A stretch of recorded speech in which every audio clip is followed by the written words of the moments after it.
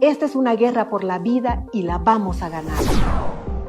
El vocero tributario. Entender que no hay que temerle al tema de la tributación. El acontecer noticioso a nivel nacional, local e internacional. Tenemos el bono familia. La información más importante y de actualidad. Esta es una lucha de todos, de cada uno de nosotros. Esto es El Vocero Tributario.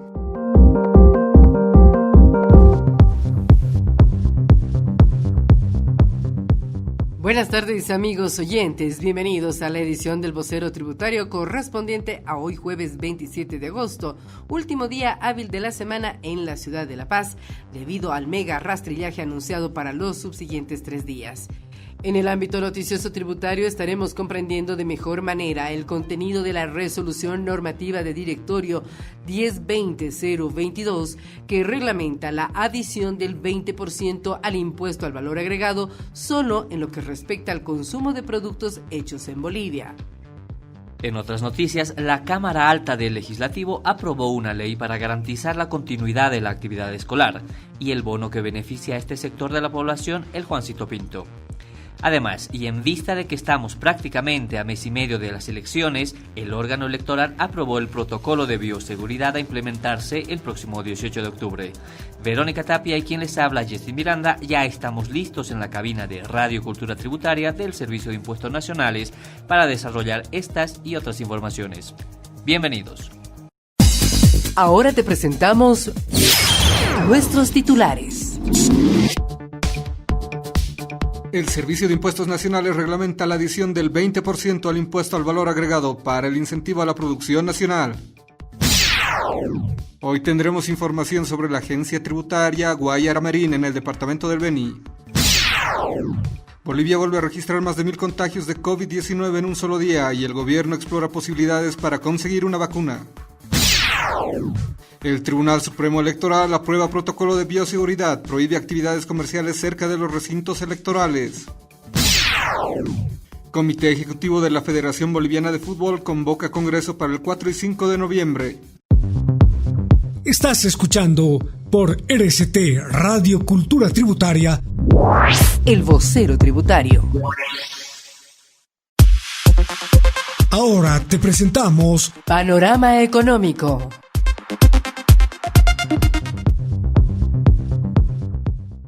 El 24 de agosto, el Servicio de Impuestos Nacionales emitió la resolución normativa de directorio número 1020-022 para reglamentar el capítulo segundo sobre incentivos tributarios para la reactivación económica y empleo.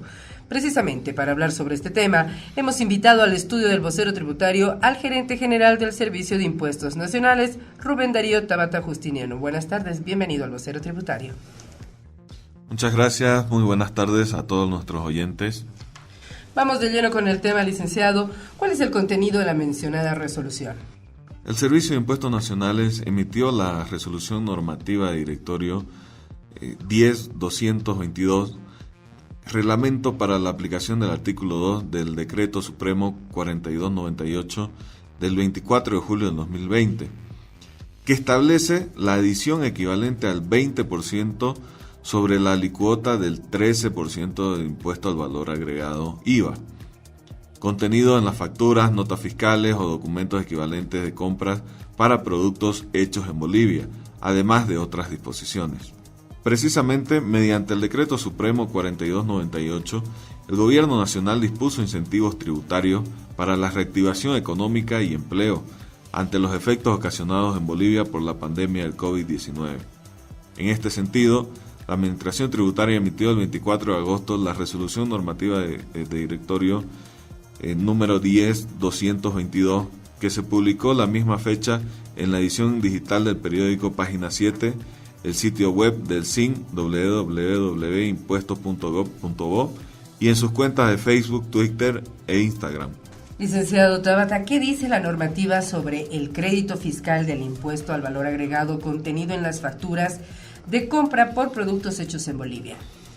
El artículo 2 de la resolución normativa de directorio 10-222 establece que los contribuyentes del régimen complementario al impuesto al valor agregado RC-IVA imputarán a cuenta del impuesto determinado en la correspondiente declaración jurada una proporción adicional equivalente al 20% sobre la alícuota del impuesto al valor agregado contenido en las facturas, notas fiscales o documentos equivalentes de compras por productos hechos en Bolivia, es decir, la alícuota del 15.6% del precio neto de venta, contenido en las facturas de compra de artículos fabricados en Bolivia. Las facturas de compras de productos nacionales que confieren el pago a cuenta adicional dispuesta en el artículo 2 del Decreto Supremo 4298 podrán ser emitidas hasta el 31 de diciembre del 2020 y serán utilizadas dentro del plazo previsto en el Decreto Supremo 21531.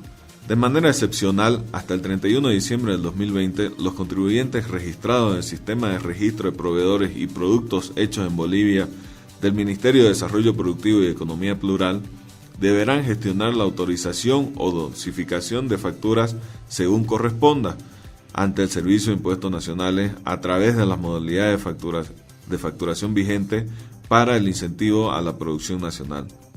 Para dicho efecto, los sujetos pasivos o terceros responsables emisores deberán realizar los ajustes a sus sistemas de facturación si corresponde para la emisión de facturas por separado, diferenciadas de aquellas no alcanzadas por el incentivo dispuesto en el artículo 2 del Decreto Supremo 4298.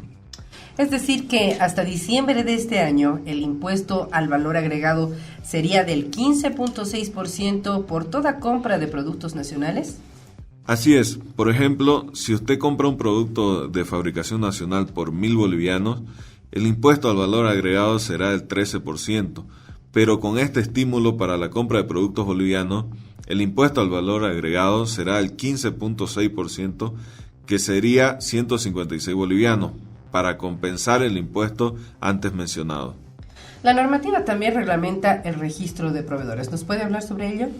Bueno, a efectos del incentivo tributario dispuesto en el artículo 2 del Decreto Supremo 4298, los proveedores deberán registrarse en el Sistema de Registro de Proveedores y Productos Hechos en Bolivia, implementado por el Ministerio de Desarrollo Productivo y Economía Plural. Esa cartera de Estado proporcionará y actualizará al Servicio de Impuestos Nacionales información en línea respecto a los proveedores y productos registrados a efecto de cumplimiento del artículo 2 y disposición final primera del Decreto Supremo 4298. Por último, en su disposición adicional única, la Resolución Normativa de Directorio 10.222 aprueba el formulario 110 versión 4 para el registro de las facturas, notas fiscales o documentos equivalentes de compras. Muchísimas gracias, licenciado, por haber compartido esta información con los contribuyentes. Quizás sus palabras finales. Gracias al vocero tributario. Hasta una próxima oportunidad. Y la recomendación de siempre, poder protegerse y proteger a toda la familia de esta situación difícil que estamos viviendo. Y bendiciones para todos quienes nos están escuchando.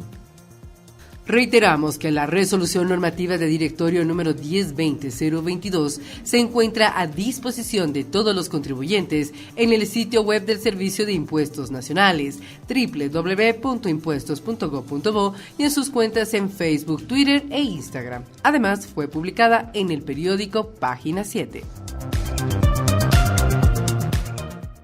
La ciudad veniana de Guayaramerín se encuentra a 704 kilómetros de Trinidad.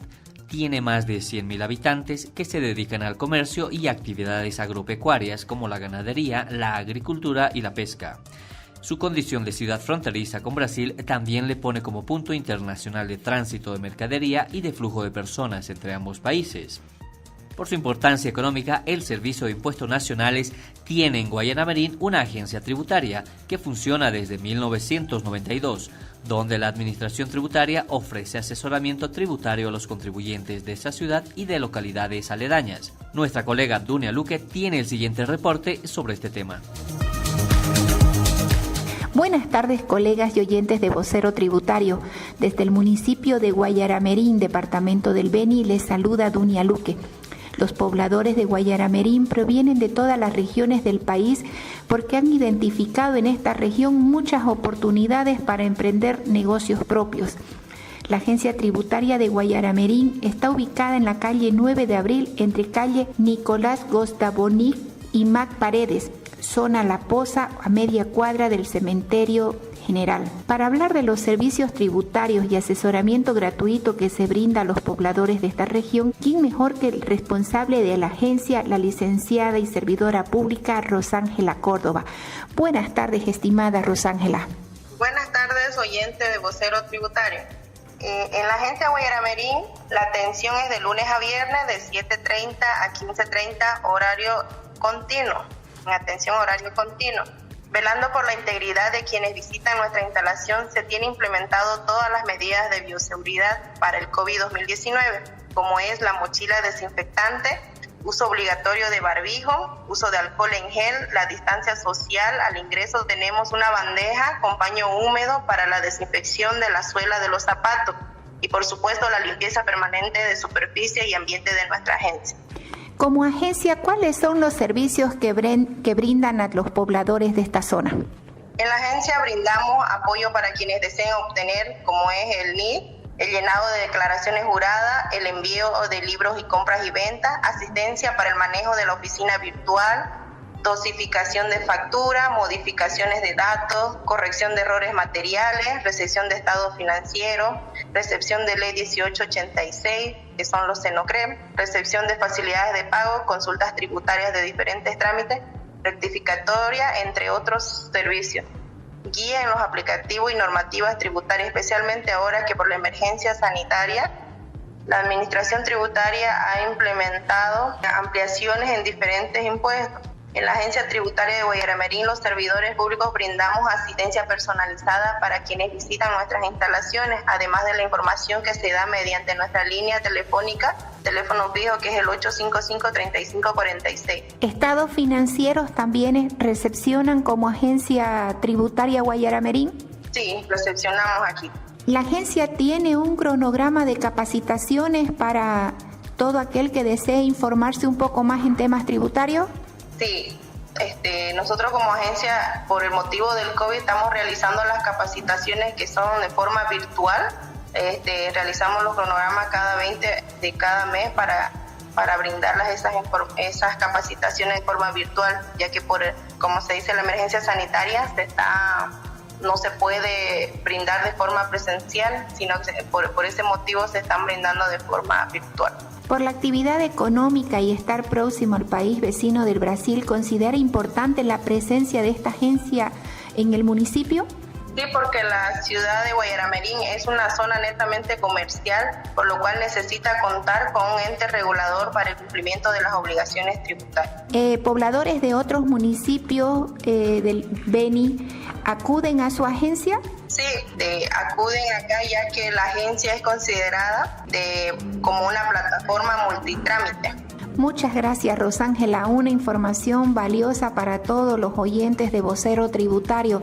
Agradecemos la atención y esperamos visitar nuevamente estas instalaciones y tener una información oportuna con calidad y calidez como usted nos ha brindado. Para Vocero Tributario les reportó Dunia Luque. La agencia tributaria Guayaramerín se encuentra en la calle 9 de Abril, entre las calles Nicolás Bogdanovich y Max Paredes, en la zona La Poza. Muchas gracias, Dunia, por este reporte. Seguimos nuestro recorrido nacional. La Gerencia Distrital Potosí tiene agencias tributarias en las poblaciones de Uyuni, Tupiza, Yayagua y Villazón. Estas oficinas de la Administración Tributaria prestan servicio a una amplia gama de contribuyentes que tienen actividades económicas tan diversas como la minería, el comercio y la prestación de servicios profesionales. Sobre este tema, nuestra colega Carol Mendia ha realizado un contacto telefónico con el gerente de la Distrital Potosí, Edwin Díaz Ávila. Adelante, Carol, bienvenida. Gracias, compañeros de la ciudad de La Paz. En esta jornada informativa conoceremos más acerca de lo que es la Gerencia Distrital Potosí y sus agencias tributarias. Para ello nos encontramos con el gerente, el licenciado Edwin Díaz Ávila, quien se referirá al tema. Buenas tardes. Buenas tardes. En principio quiero hacer llegar un saludo cordial y afectuoso a toda la audiencia de nuestra radio Cultura Tributaria. En relación a los servicios que brinda la Gerencia Distrital Potosí de Impuestos Nacionales corresponde hacer conocer que dentro de los fundamentales estarían centrados los que tienen que ver con la plataforma de atención al contribuyente y servicios de atención al contribuyente.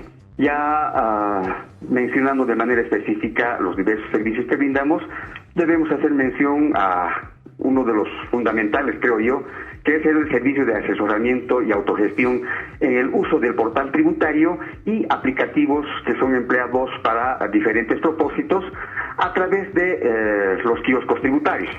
Tenemos 8 equipos que están debidamente adecuados para este servicio.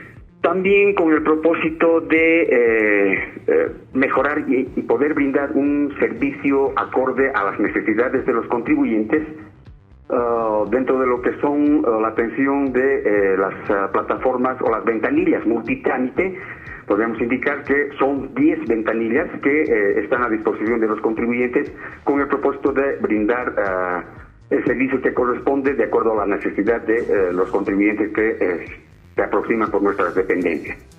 Uno de los objetivos de cada uno de los dependientes, o el principal objetivo de los funcionarios de cada una de las dependencias del Servicio de Impuestos Nacionales, Gerencia Distrital Potosí, es de brindar un servicio de atención al contribuyente estrictamente ligado con lo que es la calidad del servicio, la calidez con que se brinda este servicio y tratar de abarcar al mayor número de contribuyentes posibles, de manera que estos estén debidamente informados y asistidos en todo lo que tenga que ver con las necesidades que surjan producto de dar cumplimiento con las obligaciones tributarias.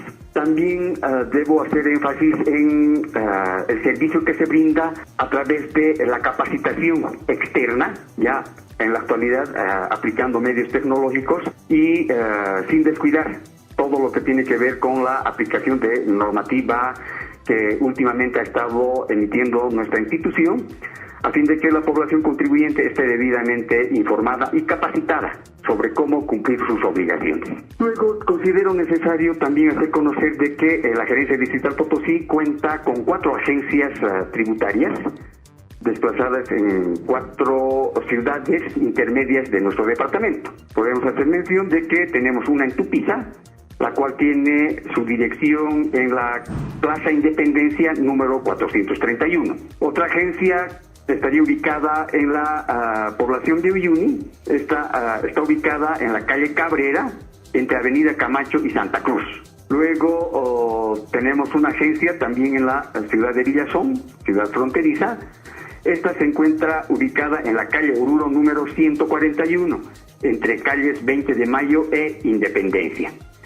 También tenemos otra agencia en la población de Yayagua. Esta se encuentra ubicada en la calle Omiste número 39, zona central de esta población. Lógicamente, estas agencias brindan toda la atención que nosotros como Gerencia Distrital en nuestra dependencia central acá en la ciudad de Potosí brindamos, lógicamente, como había mencionado anteriormente, tratando de hacerlo con la calidad que corresponde, la calidez que el contribuyente merece y tratando de abarcar al mayor número de contribuyentes que sea posible. Con esta información completa y agradeciendo a la gerencia de la Distrital Potosí, retorno a Estudios Centrales. Las direcciones de las agencias tributarias Uyuni, Tupiza, Yayagua y Villazón se encuentran en la página web www.impuestos.gov.bo. Esta información también puede ser solicitada al número telefónico de la Gerencia Distrital Potosí, 622 25 26. Gracias, Carol, por la información. El gerente general de la empresa nacional de telecomunicaciones Entel, Edi Luis Franco, confirmó que todas las acciones del Estado boliviano en esta empresa están resguardadas y que ninguna será tocada. La autoridad afirmó categóricamente que las acciones del Estado en Entel están bajo cautela del Ministerio de Obras Públicas, se encuentran absolutamente resguardadas. Y de los bolivianos que están bajo cautela del Ministerio de Obras Públicas se encuentran absolutamente resguardadas. El porcentaje supera el 97% del total de las acciones de Entel, que son, vuelvo a decir, del Ministerio Público, están absolutamente resguardadas, no se han tocado ni se tocarán. Como todos ustedes saben, hay acciones privadas, individuales, que son minoritarias, que no llegan al 3%. y estas corresponden en algunos casos a exfuncionarios de Entel o empresas que han ido comprando o instituciones que han ido comprando esas acciones y que ellos tienen la decisión, la propia voluntad de poderlas poner a la venta, poderlas poner a subasta, tal cual ocurrió hace algunos días y que ha ocurrido anteriormente también en la Bolsa Boliviana de Valores. Esa venta que se produjo la semana pasada representa el 0.03% de las acciones de Entel. El porcentaje de las acciones del Estado en Entel supera el 97% del total. Hace algunos días, algunos de los accionistas privados vendieron su parte, generando una serie de especulaciones, principalmente en redes sociales. En ese marco, el gerente de Entel aclaró que las acciones privadas o individuales minoritarias en la empresa nacional no llegan ni al 3% y estas corresponden en algunos casos a exfuncionarios de la empresa. Entonces, ellos tienen la decisión y la voluntad propia de poder ponerlas a la venta, de ponerlas a subasta, tal cual ocurrió hace algunos días y que ha ocurrido también anteriormente en la Bolsa Boliviana de Valores, señaló. Además, precisó que la venta de una parte de las acciones privadas representa solo el 0.03% del total de las acciones de la empresa. Una pausa, enseguida retornamos. El bolsillo tributario. RCTI, Radio Cultura Tributaria, del Servicio de Impuestos Nacionales. De acuerdo con lo dispuesto en el artículo 10 del Decreto Supremo 4229, el Servicio de Impuestos Nacionales reanudó el trabajo en sus oficinas y la atención al contribuyente, aplicando medidas de bioseguridad. Si necesitas visitar nuestras oficinas, primero debes ingresar por la cámara de desinfección y limpiar la suela de los zapatos en paño húmedo. Debes usar barbijo y guantes, desinfectarte las manos con alcohol en gel. Debes mantener 1,5 metros de distancia con otras personas. Queremos que te cuides y tomes medidas para protegerte y proteger a los demás. Está en tus manos la prevención del COVID-19. Recuerda que también puedes realizar los trámites en la oficina virtual del Servicio de Impuestos Nacionales. Servicio de Impuestos Nacionales. Gestión con equidad y transparencia. Hoy más que nunca, las bolivianas y los bolivianos nos apoyamos entre todos. Como profesionales, productores, empresarios, transportistas, comerciantes. Porque a pesar de las dificultades, unidos saldremos adelante. En Impuestos Nacionales aplaudimos todo el esfuerzo que hacen las bolivianas y los bolivianos para fortalecer nuestra economía. Gracias. Tu compromiso nos inspira a cumplir con Bolivia para que el país, la economía, la salud y la vida continúen. Servicio de Impuestos Nacionales. Gestión con equidad y transparencia. La oficina virtual del Servicio de Impuestos Nacionales funciona como una oficina normal. Cuenta con tecnología de punta que te permite hacer trámites tributarios desde la comodidad de tu oficina o casa con solo conectarte a la red de Internet. Ingresa a la oficina virtual a través de nuestra web www.impuestos.gov.bo. Pulsa Oficina Virtual, portal de servicio al contribuyente. Elige tu trámite y digita tu número de NID, usuario y contraseña. La oficina virtual de Impuestos Nacionales funciona a las 24 horas del día, los 7 días de la semana y los 365 días del año. En nuestra oficina virtual puedes realizar los siguientes trámites: presentación de declaraciones juradas, padrón biométrico digital, trámites tributarios, sistema de facturación virtual, buzón tributario, facilidades de pago y otras operaciones. Y una buena noticia, ahora podrás realizar tus pagos, además del Banco Unión, en la banca virtual del Banco Nacional de Bolivia. Servicio de Impuestos Nacionales. Gestión con equidad y transparencia. Ahora te presentamos Panorama Social. Bolivia registró otra vez este miércoles más de 1,000 casos positivos de COVID-19, luego de 4 jornadas consecutivas de reportar menos del 1,000,000 de contagios diarios, según el último informe del Ministerio de Salud. De acuerdo con el reporte oficial, la cifra de personas con coronavirus en el país subió a 112.094, de las cuales 39.878 se encuentran en el departamento de Santa Cruz. En La Paz, 29.498, en Cochabamba, 12.068, en Tarija 7.163, en Beni 6.449, en Potosí 5.138, en Chuquisaca 4.851, en Oruro 4.766 y en Pando 2.283.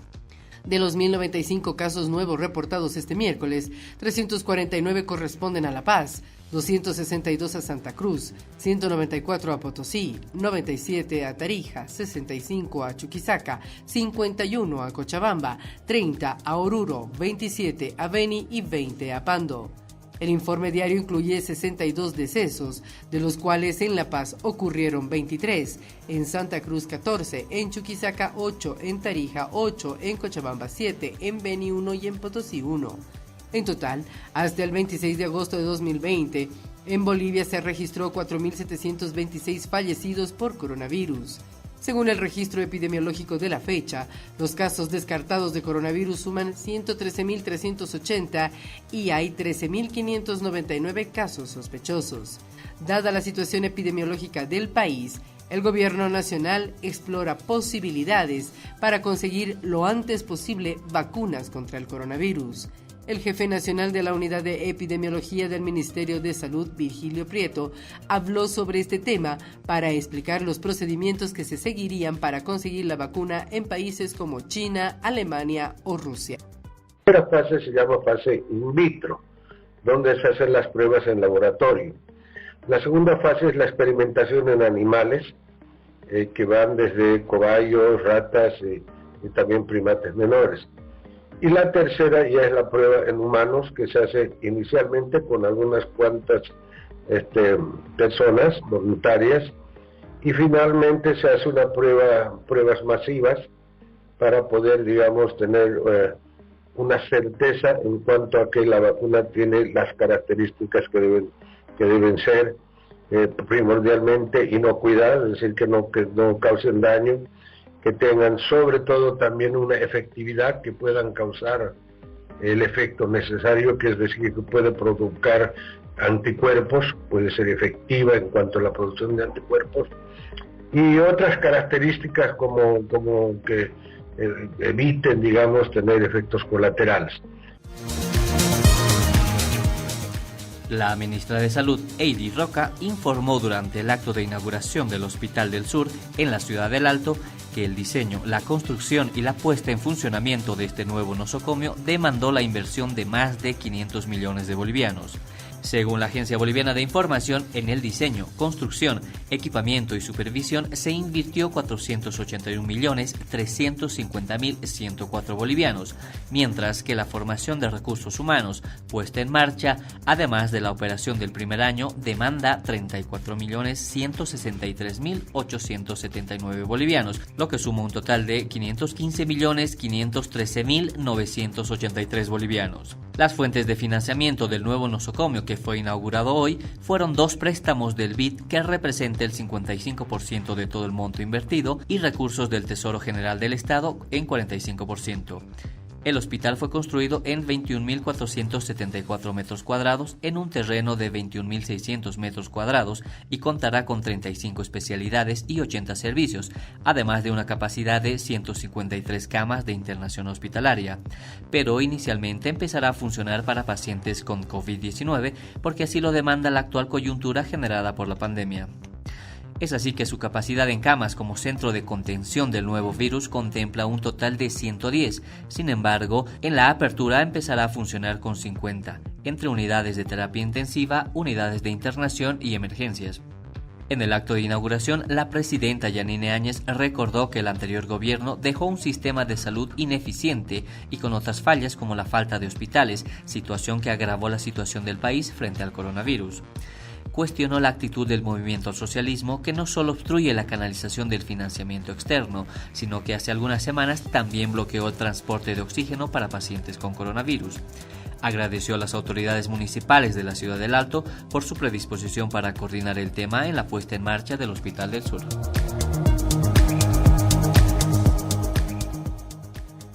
Gracias por continuar en sintonía del Vocero Tributario. Por dispensación de trámite, la Cámara de Senadores aprobó el proyecto de ley para garantizar la continuidad de la educación inicial, primaria y secundaria en las unidades educativas fiscales, privadas y de convenio, además de las universidades. También dispuso en la ley el pago del bono Juancito Pinto y el uso de los recursos del desayuno escolar en la provisión de canastas alimenticias en los municipios del país. Este último tema provocó reclamos entre padres de familia y alcaldías debido al sustento legal que eventualmente faltaba para cumplir con el beneficio en esta cuarentena nacional por la propagación del nuevo coronavirus en el país. Las labores educativas están suspendidas desde el 11 de marzo debido a la propagación del COVID-19 y el gobierno intentó un plan alternativo a las clases presenciales a través del Decreto Supremo 4260, publicado el 6 de junio, que reguló la educación virtual. Sin embargo, por desacuerdos con los magisterios rural y urbano del país, la norma no pudo ser aplicada y el gobierno, a través del ministro de la Presidencia, Yerko Núñez, anunció el 2 de agosto la clausura del año escolar en todos los niveles de las unidades educativas, fiscales, privadas y de convenio.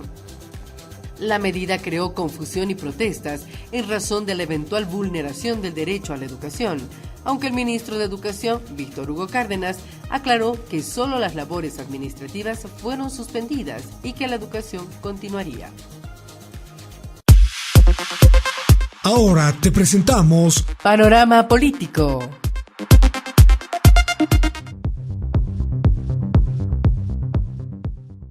El Tribunal Supremo Electoral aprobó el protocolo de bioseguridad para las elecciones del 18 de octubre.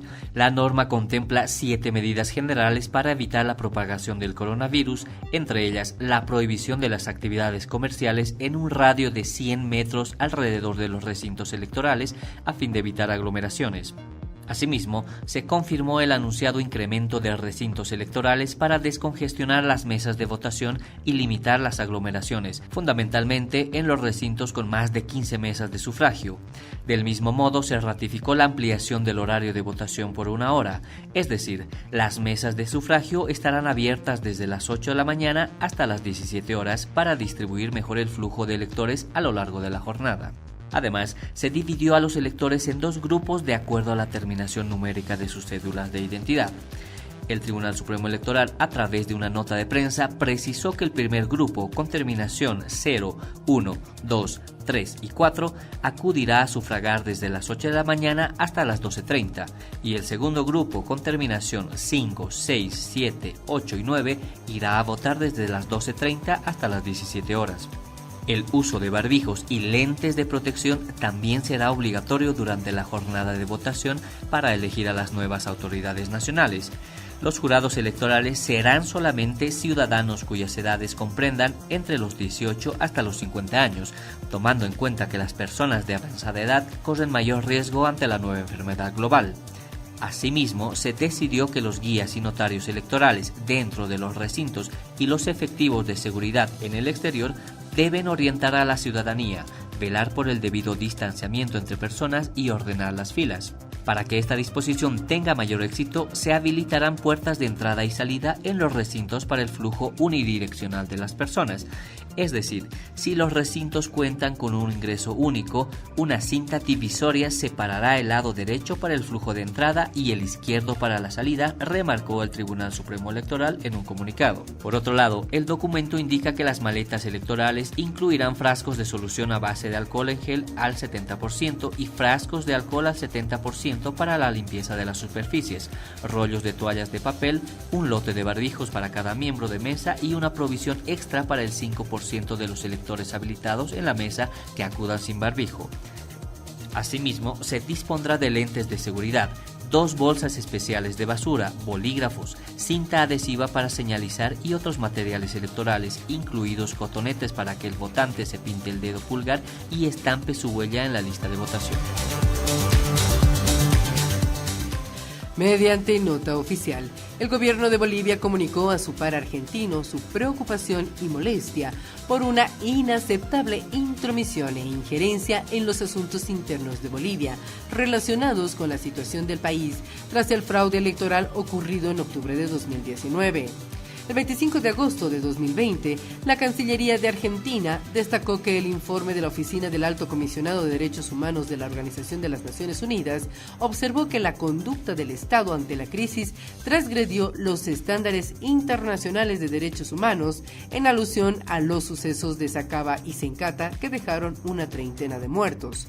En respuesta a su homóloga argentina, la Cancillería de Bolivia recordó que el gobierno nacional ha agradecido públicamente a los organismos internacionales por su apoyo en el proceso de transición democrática y ha remarcado el trabajo realizado por el Alto Comisionado de Derechos Humanos.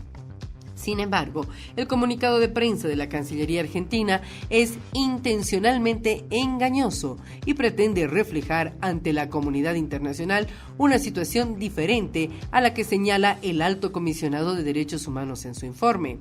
Según la Cancillería de Bolivia, el informe de la Oficina del Alto Comisionado hace una importante distinción entre las protestas pacíficas previas al 10 de noviembre de 2019 y los episodios violentos ocurridos después de esa fecha, cuando Evo Morales renunció a la presidencia. Argentina omite por completo mencionar que el informe refiere claramente los episodios violentos ocurridos a partir del 10 de noviembre, protagonizados por los partidarios de Evo Morales. A estos violentos, el gobierno de Argentina ha brindado refugio o asilo. Asimismo, el informe del Alto Comisionado de Derechos Humanos señala expresamente que el Tribunal Constitucional respaldó la sucesión constitucional y no configura el cambio de gobierno como golpe de Estado, como artificiosamente expresa la declaración argentina. Por tanto, mediante nota formal, el gobierno de Bolivia ha comunicado al gobierno de Argentina su preocupación y molestia por las declaraciones que constituyen una inaceptable intromisión e injerencia en los asuntos internos del país. En el presente caso, las elecciones generales que se realizarán en Bolivia el 18 de octubre de 2020. La presidenta Yanine Áñez expresó este miércoles que las acusaciones de estupro contra el expresidente Evo Morales avergüenzan a Bolivia en ámbitos internacionales, por lo que se hará seguimiento a estas denuncias para que no queden impunes. A su juicio, un caso tan indignante y vergonzoso debe ser resuelto de manera rápida por la justicia boliviana. Como mujer y sobre todo como madre, me siento tan indignada, subrayó. Nosotros vamos a hacer el seguimiento en la justicia nacional y en la justicia internacional, porque esto no va a quedar en la impunidad. Es demasiado vergonzoso y es demasiado abominable el hecho que está en toda la prensa internacional y en todo el mundo. ¡Qué vergüenza para nosotros! ¡Qué indignación para las mujeres y qué indignación para una madre, como en este caso que soy yo! Me imagino que todas están así. O el movimiento al socialismo, no solamente que lo sabían este tipo de situaciones, sino que lo socapaba. Es que el poder tiene que tener un límite. No puede ser de que por estar socapando al jefe estuvieran encubriendo este tipo de delitos que son tan vergonzosos. Las mujeres que tanto defienden a las mujeres, no creo de que ellos no se hayan enterado de ver a menores de edad permanentemente con este señor, por lo que se ven en redes sociales. Para la mandataria, el entorno de Evo Morales actuaba como una suerte de pandilla que le encubría sus actos, pero que ahora no pueden quedar impunes ni ser olvidados. Ante esa situación, la presidenta pidió a los padres de familia estar más atentos para cuidar el bienestar de sus hijas y cuestionó el silencio de grupos que dicen defender los derechos de las mujeres, pero que ahora callan. Morales fue acusado de estupro y trata y tráfico de personas, delitos que pudo cometer cuando abusó de la confianza de un adolescente que ahora tiene 19 años. Sobre este hecho se filtraron fotografías del exmandatario junto a la muchacha. Además, la joven dijo en una declaración informativa fechada el 13 de julio ante los agentes de la Fuerza Especial de Lucha contra el Crimen que conoció al expresidente hace 3 años en el trópico de Cochabamba bajo el consentimiento de sus padres. La Fiscalía imputó este miércoles de manera formal al excomandante de las Fuerzas Armadas Williams Calimán por la presunta comisión de delito de incumplimiento de deberes durante la convulsión social de octubre y noviembre de 2019, después de la renuncia de Evo Morales a la presidencia en medio de acusaciones de fraude electoral. Según el abogado Omar Durán, quien es querellante del caso, Calimán ya está imputado por la Fiscalía y lo que sí vamos a hacer es pedir las medidas cautelares contra este mal ciudadano que no impuso autoridad. Todo comandante en jefe de las Fuerzas Armadas, ante la peligrosidad de un país y el estado que hemos estado viviendo, debería sacar a las Fuerzas Armadas de manera inmediata para dar la respectiva protección a la sociedad.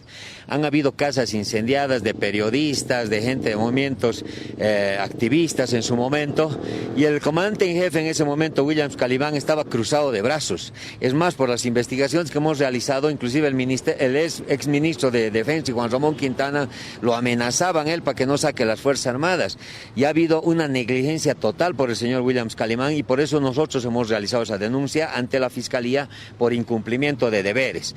El señor Williams Calimán hoy en día ya está imputado por incumplimiento de deberes, está en manos de la Fiscalía y del fiscal a cargo de este caso, que debe pedir las respectivas medidas cautelares del señor Williams Calimán.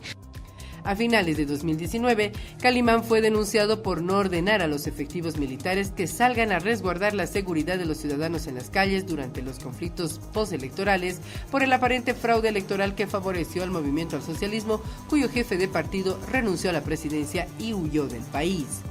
Al momento de presentar la denuncia, en diciembre del año pasado, el abogado Durán señaló que Calimán pudo haber ordenado el despliegue de los efectivos militares para coadyuvar en las tareas de vigilancia que realizaba la policía, que se vio rebasada. Calimán afirmó que necesitaba órdenes superiores para ordenar la salida del ejército a las calles, pese a que el orden constitucional y la ley orgánica de las Fuerzas Armadas lo facultaban a hacerlo, según el jurista en declaraciones a Unitel. Él podía haber ordenado la salida de las Fuerzas Armadas sin que nadie se lo ordene, porque en el orden constitucional y en la LOFA se establece esta situación de manera clara. Una vez que la policía es rebasada, de manera automática deben salir las Fuerzas Armadas a restablecer el orden, explicó el abogado. La nueva encargada de negocios de la Embajada de Estados Unidos en Bolivia, Charis Phillip, llegó este miércoles al país para reemplazar a Bruce Williamson. La nueva representante del país del norte señaló que su prioridad será fortalecer las relaciones bilaterales. Como nueva representante del gobierno de Estados Unidos en Bolivia, continuaré expandiendo los lazos comerciales, educativos y culturales entre ambos países. Mi prioridad es fortalecer la relación de mi país con Bolivia, arraigada en nuestros valores democráticos, compartidos y que responde a las aspiraciones de nuestros dos pueblos, afirmó la diplomática, según una nota de prensa de la Embajada de Estados Unidos. Phillips asume este cargo luego de su asignación como ministra consejera de Asuntos Consulares en Nueva Delhi, India. La Razón informó que la diplomática tiene 34 años de experiencia como funcionaria de carrera del Servicio Exterior de Estados Unidos. Anteriormente se desempeñó como asesora principal para asuntos de rehenes en oficinas de asuntos consulares, como ministra consejera de la Embajada en la ciudad de Guatemala y como oficial principal adjunta en Frankfurt, Alemania. Otros cargos que desempeñó incluyen el de cónsul general en Lima, Perú, y en Viena, Austria. Sus principales idiomas extranjeros son el alemán y el español. Tiene una licenciatura en Filosofía y Gobierno del College of William and Mary en Virginia y una maestría en Relaciones Exteriores de la Universidad de Virginia. Bolivia y Estados Unidos no tienen embajadores desde 2008, cuando el entonces gobierno de Evo Morales expulsó a Philip Goldberg, y el gobierno estadounidense hizo lo mismo con el embajador boliviano Gustavo Guzmán. En 2011 se firmó un acuerdo marco para avanzar en la normalización de las relaciones, el cual no cumplió su meta hasta ahora. Ahora te presentamos Panorama Deportivo.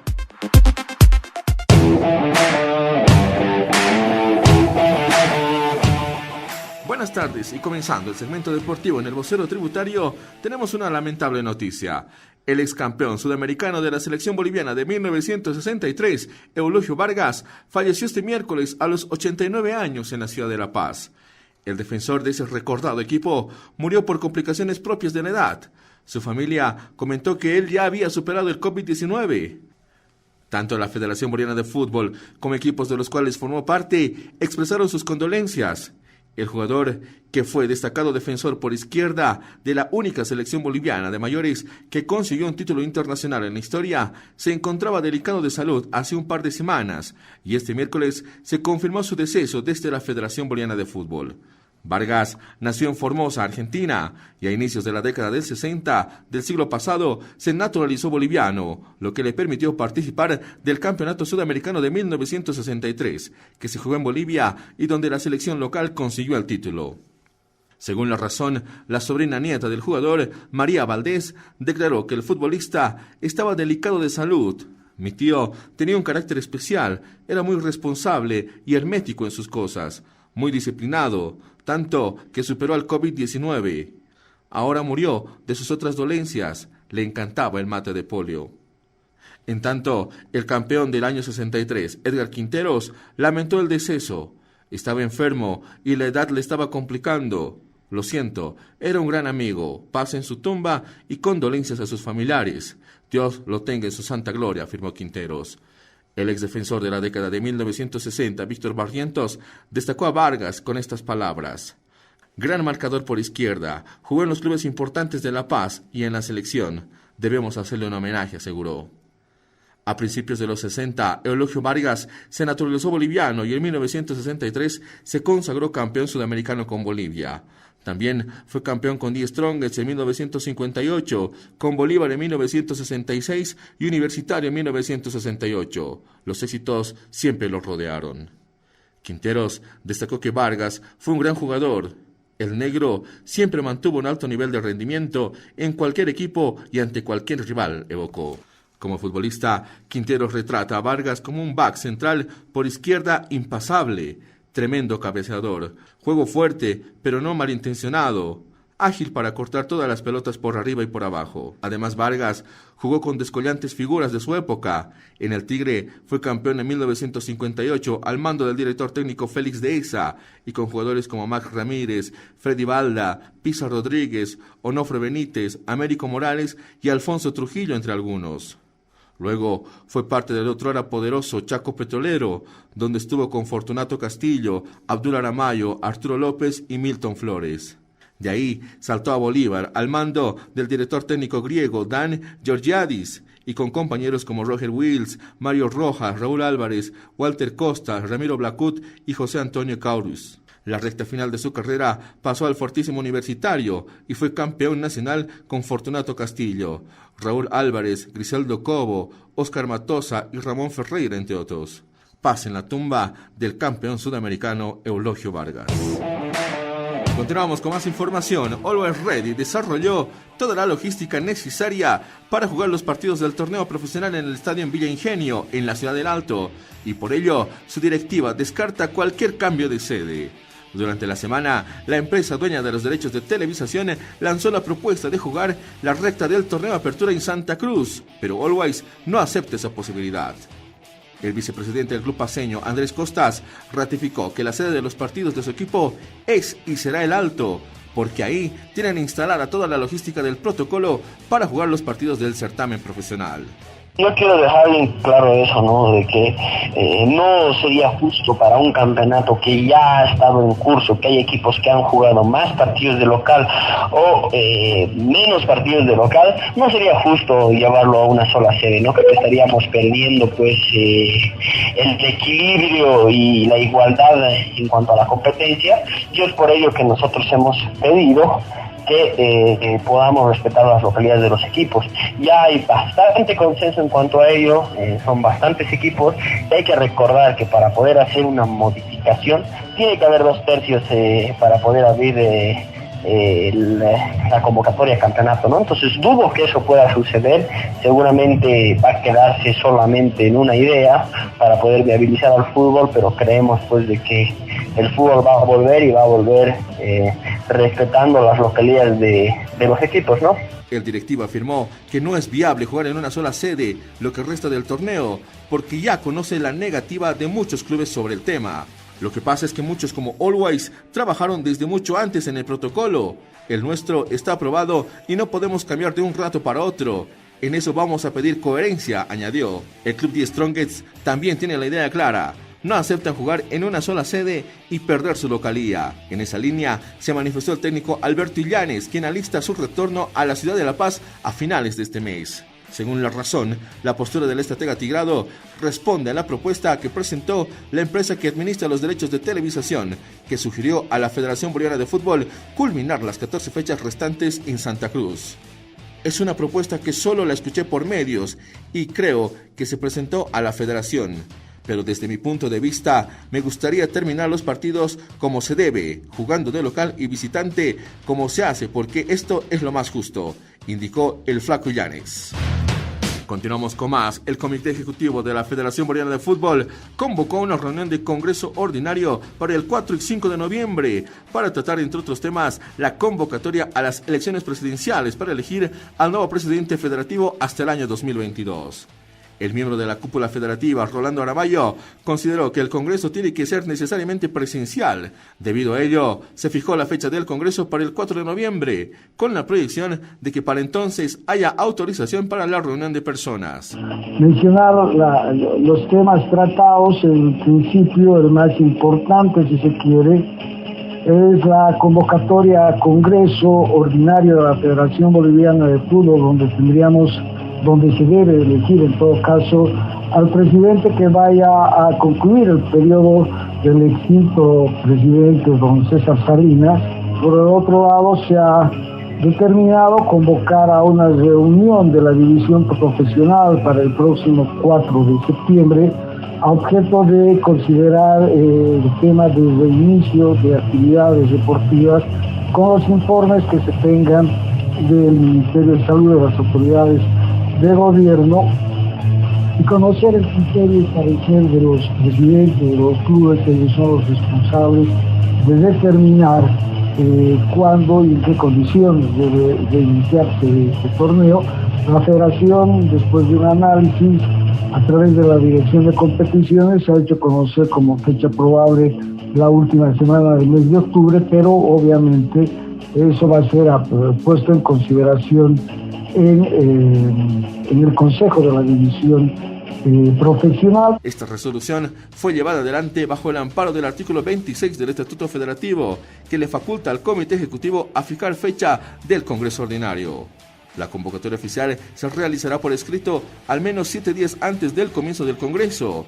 En esta convocatoria se incluirá el orden del día, el informe de actividades, el informe de finanzas y la auditoría, así como cualquier otra documentación, indica la normativa. Lo que pretendemos con esta elección es que baje un poco la confrontación que existe, los malos entendidos, y podamos con ese Congreso elegir a una persona con la capacidad de volver a darle la corriente institucional a la Federación, declaró Aramayo, director de la división. Ya finalizando el sector deportivo, continuamos con las repercusiones que causó la posible salida de Lionel Messi del Barcelona. Revisando diferentes portales, noticias en el mundo del fútbol, vamos a completar el análisis con nuestro compañero Pablo Mariscal.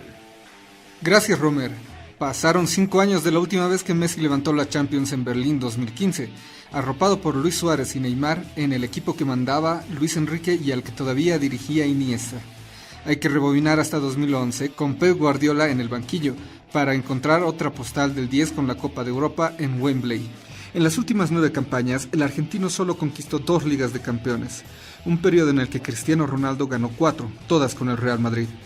A Leo le enferma perder, hace que se quede encerrado en su cuarto y que no quiera ver a nadie, advierten los que conocen al capitán azulgrana. En definitiva, Messi quiere ganar, y para ganar el rosarino sabe que necesita un equipo. Ninguno mejor colocado que el Manchester City de Guardiola, después de que el PSG descartara su incorporación y el Inter se aferre a una ventaja fiscal no deportiva para tentarlo. El Manchester City ya había trazado un plan de viabilidad para fichar a Leo Messi en 2016. En aquella oportunidad de la ingeniería financiera se encargó el CEO del Citigroup, Ferran Soriano, y de la parte futbolística emocional Guardiola. Messi, agobiado por la presión fiscal en España, parecía dispuesto a mudarse a Manchester. Sin embargo, antes del sí definitivo, reculó.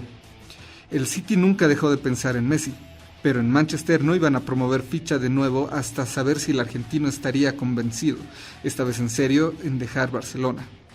No querían otro regate en último momento. La historia cambió mucho en el Camp Nou en los últimos 4 años.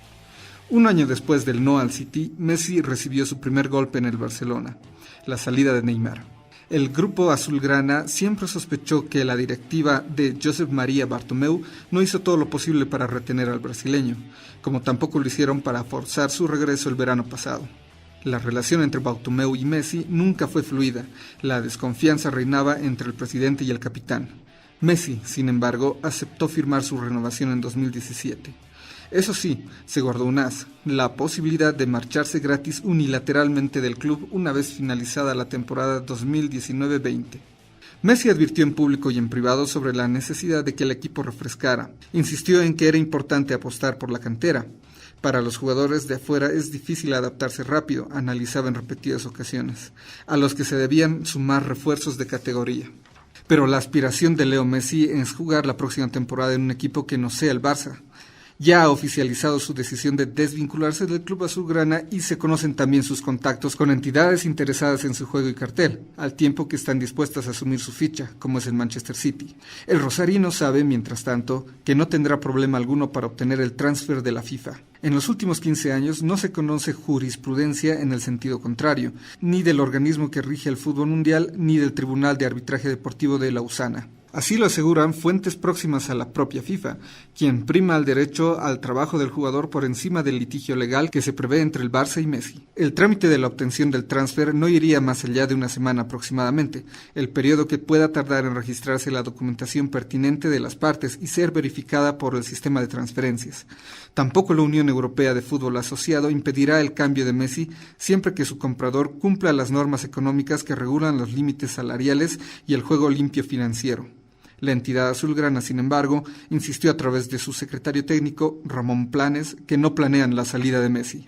Como siempre, el análisis completo con nuestro compañero Pablo Mariscal. Hasta aquí el segmento deportivo en el Vocero Tributario. Estás escuchando por RCT Radio Cultura Tributaria El Vocero Tributario.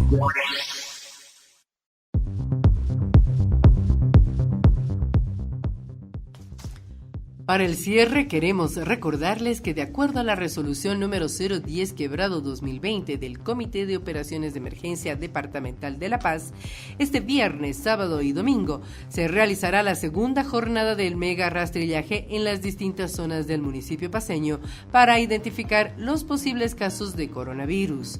Por ello, desde el Vocero Tributario, les pedimos la mayor colaboración con los brigadistas y ser honestos al momento de indicar su estado de salud, mencionando cualquier pequeño indicio o síntoma para mejorar la labor de detección. Eviten en lo posible las salidas innecesarias este fin de semana. Solamente estará permitido en casos de urgencia. Permanezcan en casa. Ayudemos en la labor de detección. Seamos responsables con nosotros y con nuestras familias. Con el Vocero Tributario será hasta el siguiente lunes con más del ámbito informativo nacional. Buenas tardes. Permiso. Hasta aquí presentamos El Vocero Tributario. La información más importante y de actualidad. Hasta la próxima. El Vocero Tributario.